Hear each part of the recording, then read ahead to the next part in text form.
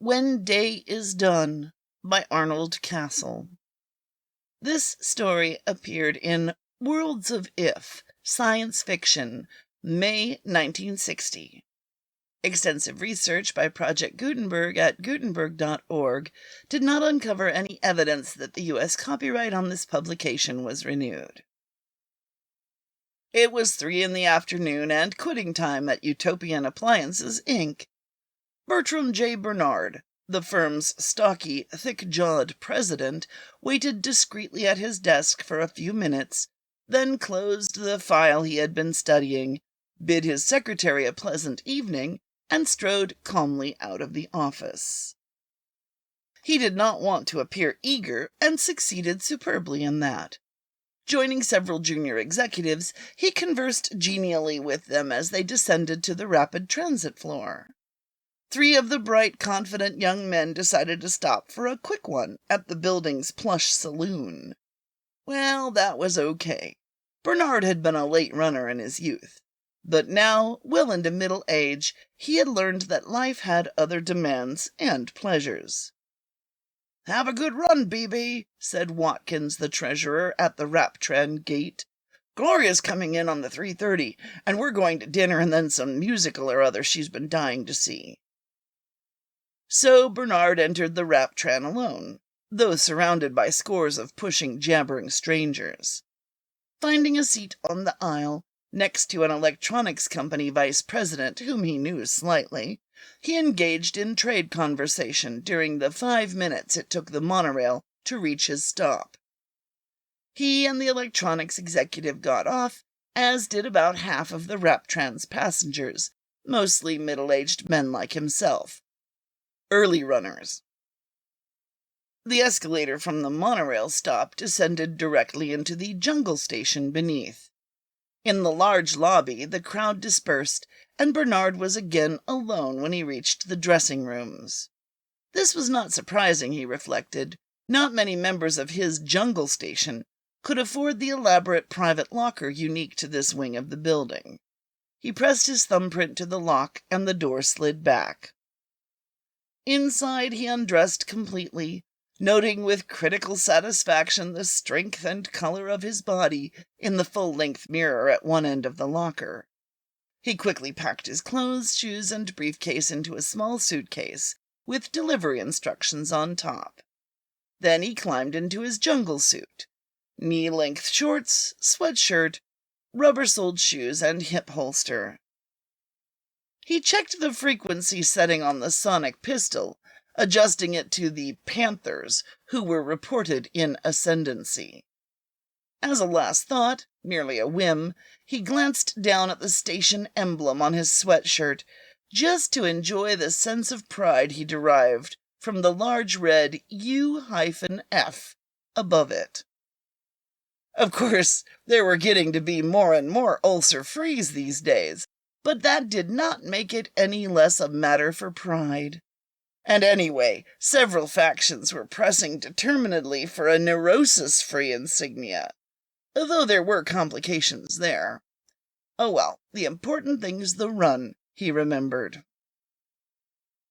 In the lobby again, he deposited his suitcase at the delivery window. Then he stopped at the bulletin board to read the ascendancy ratings for the day. These were official, therefore several days outdated, but one could extrapolate.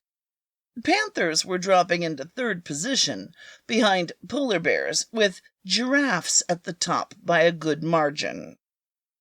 Outside the building, he ran into a tipster and decided he had best buy a dope sheet. He gave the seedy little man a $1 bill and looked over the page. "Keep it right where you got it, Mac," the man whispered hoarsely, nodding toward the pistol at Bernard's side. "I got it straight. Them Panthers is all over the place. Watch out at the water hole especially." Glancing swiftly over the page, Bernard saw that 50 panthers had entered this sector of the jungle overnight, with a herd of 15 giraffes headed well toward the south.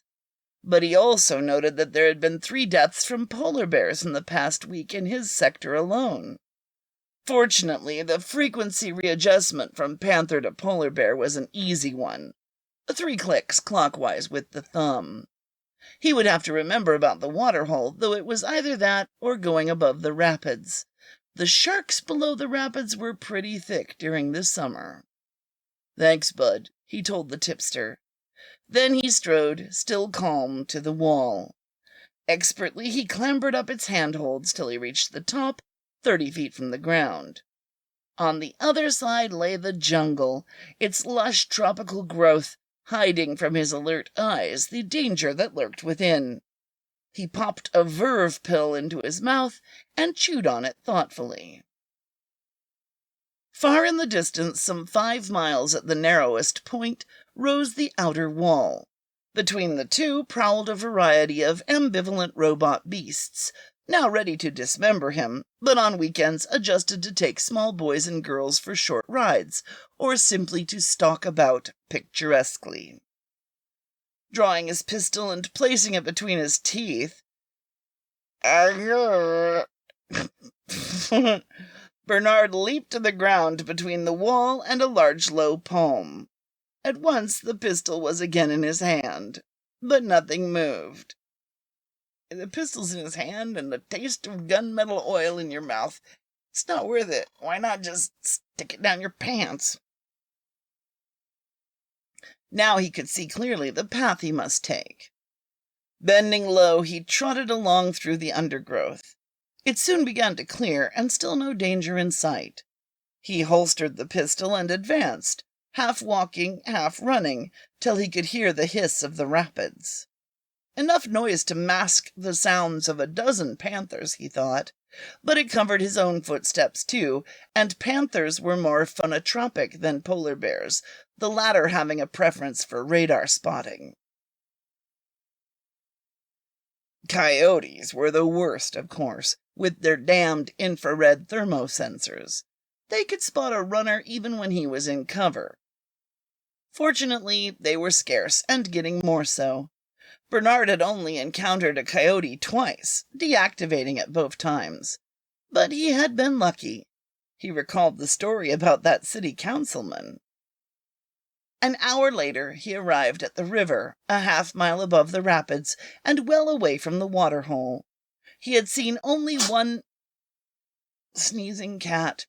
He had seen only one beast in the first 3 miles of his trek, a giraffe hobbling along in olfactory pursuit of another runner far to the right.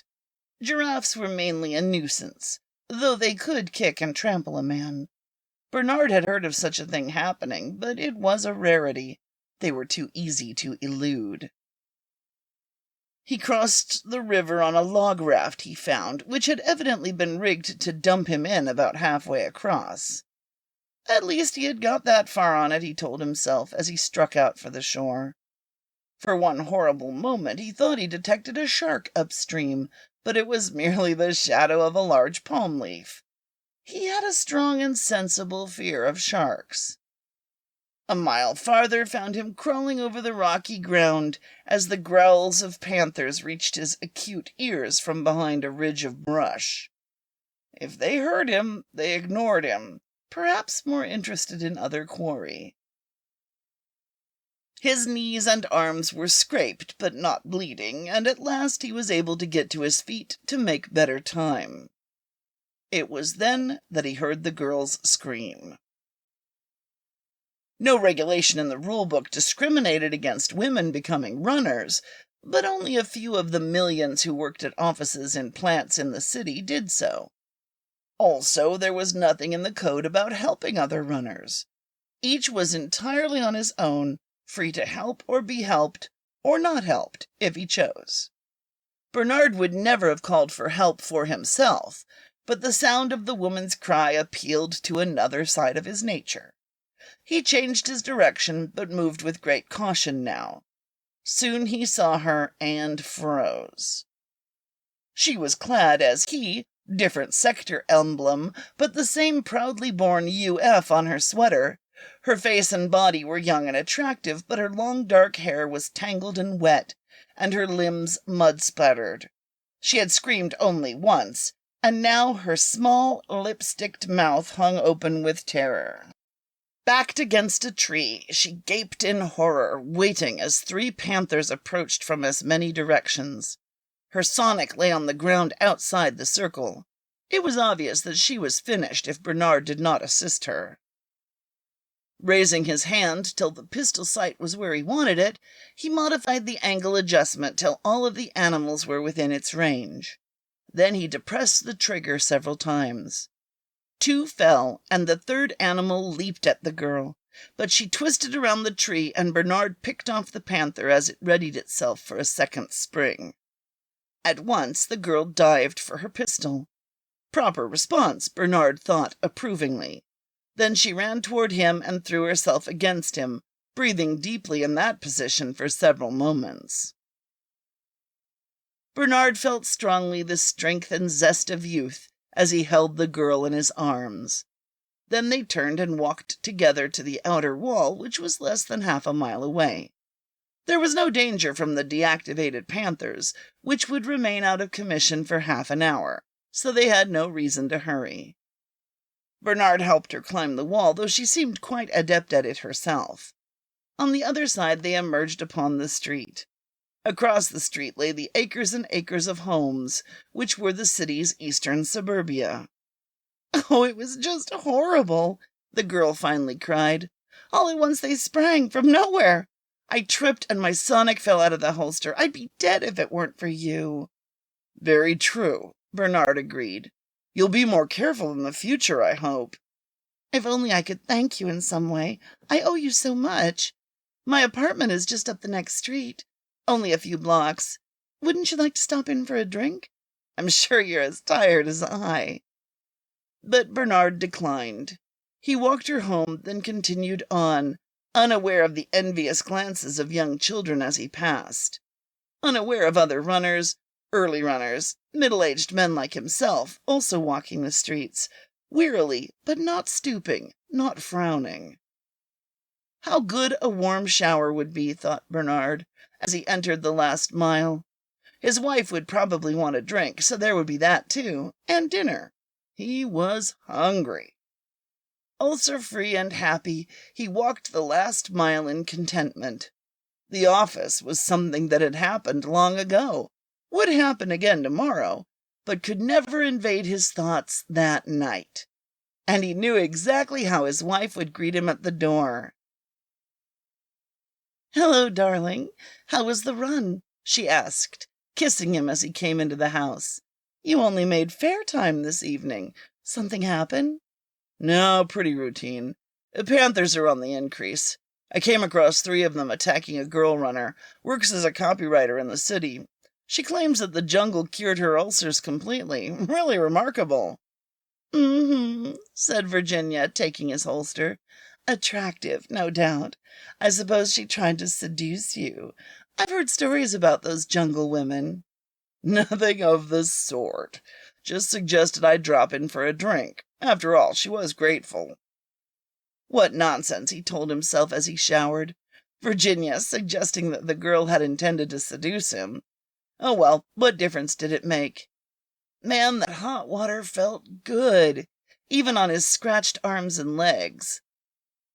How many years had he been making the run now? 23 almost?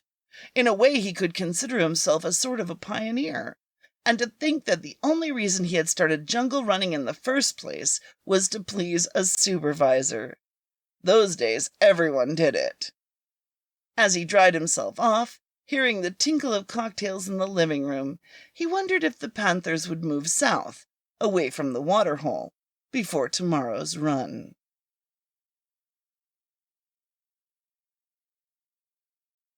That's a really good story. I mean, in a way, that's the kind of thing we gotta do these days. I mean, we should be doing more exercising. I should.